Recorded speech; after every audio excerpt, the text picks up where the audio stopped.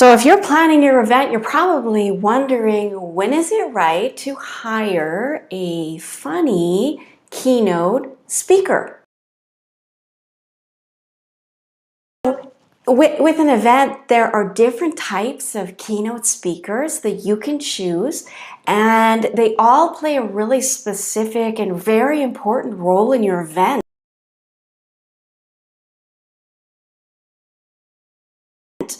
So you could hire someone who is famous, who has done something that gives them celebrity status. And if you do that, it probably is just to draw a crowd and bring people in.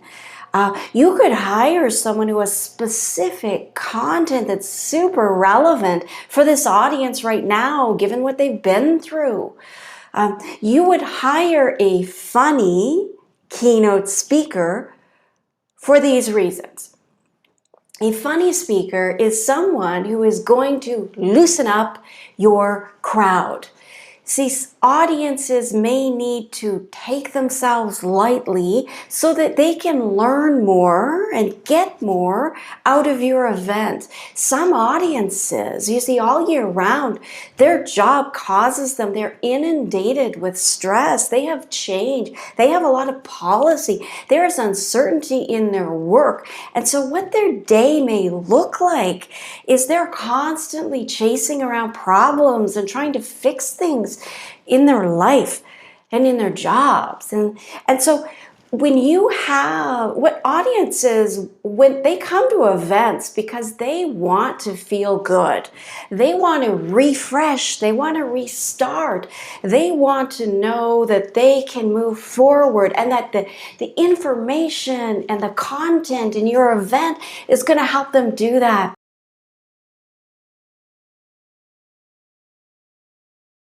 But if you have in front of you an audience who has a lot of stress, who looks just really bogged down and exhausted and overwhelmed, oh, you have to have so much compassion for these people. It's the change going on around them in their environment.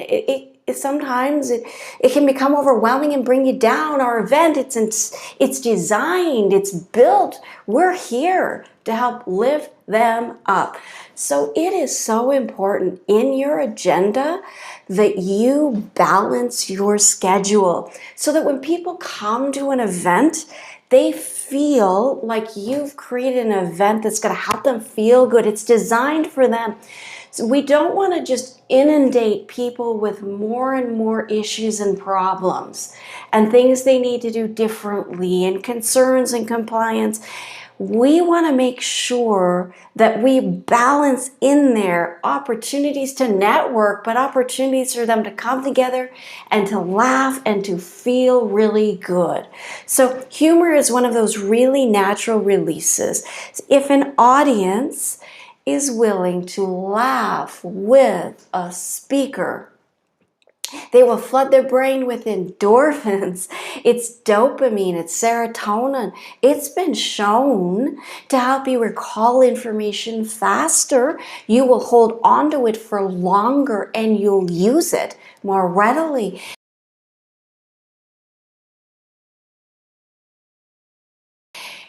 If people are willing to come together and laugh in a room, then it brings them together in the present moment. You see, many audiences today, they're very distracted.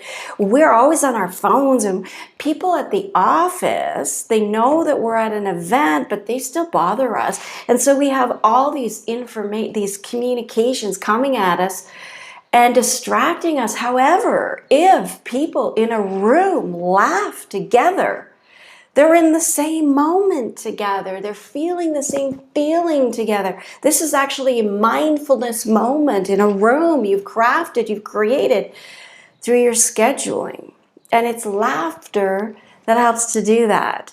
It's really brilliant. So if an audience is willing to laugh, they will see one of the quickest, fastest, easiest ways for you to decrease stress is just through laughter. It helps them take themselves lightly in their job. So that I like the idea that people, when they remember what it feels like to feel good, I like it that they can think about that they just bounce off of stress. And in doing so, you are able to continue to learn. You see, stress shuts down the learning center in the brain. So if you have a lot of speakers sharing a lot of really, well, let's just say content that's a bit of a downer, then people could be feeling really stressed out in that room. And as a result, it's going to be hard for them to absorb information.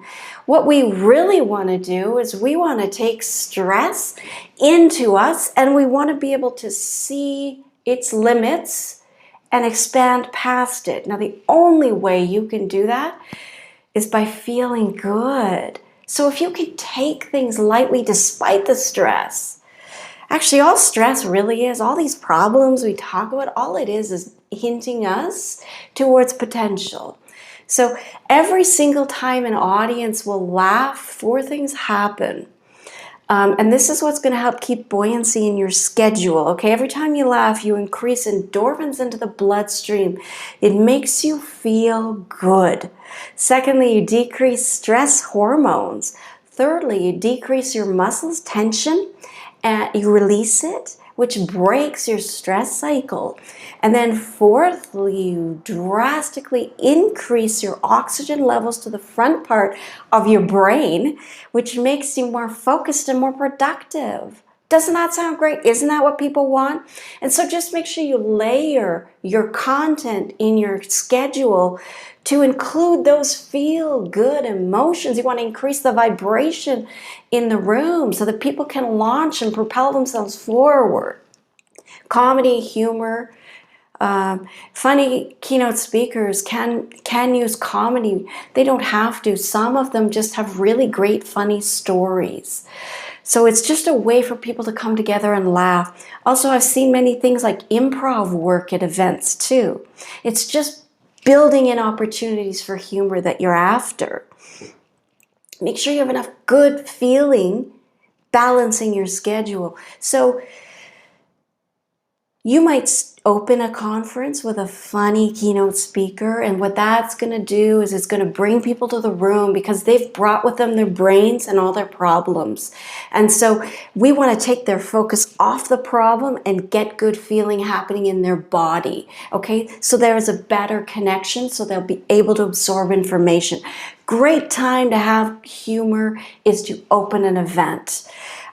You might need a funny keynote speaker throughout the event, depending on how long the event is and how much content you have, especially potentially conflicting or stressful content.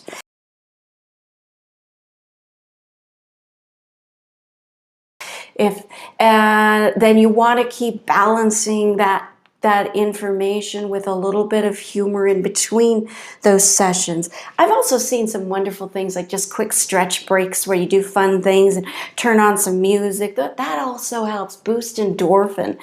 And you may also, this is great, why not end an event with a funny keynote speaker? You see, the way people leave an event is so important. We want people to leave feeling good. So even if your entire event was a mess and everything went wrong, or it was really a lot of information that people might feel drained, even if that's the case, if you end on a high note, your chances that people, they're going to relate that high note and that memory and that feeling to your event.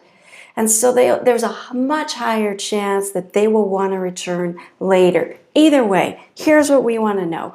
Events are so important. Oh my gosh, as we go through stress, as we come out of this isolation, we want to come together as a group. We know, we've seen Zoom. It's wonderful, but we want to be flesh and blood together. And the thing is, together in a room, we have feeling. It's experience that we're after, and that's what the event gives us. Make sure you have in that experience an opportunity to launch people forward by feeling good.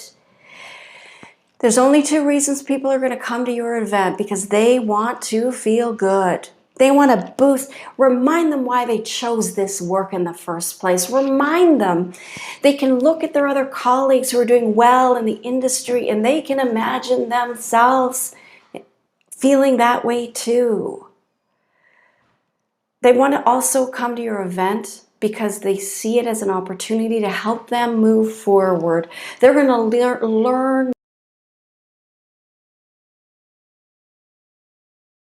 new skills that are going to propel them forward. They're going to meet new people, and they're going to see vendors they haven't seen for a while, create new relationships. It's all going to help them move forward and feel good. Of the past, you see who you were only 6 months ago. It's not who you are today.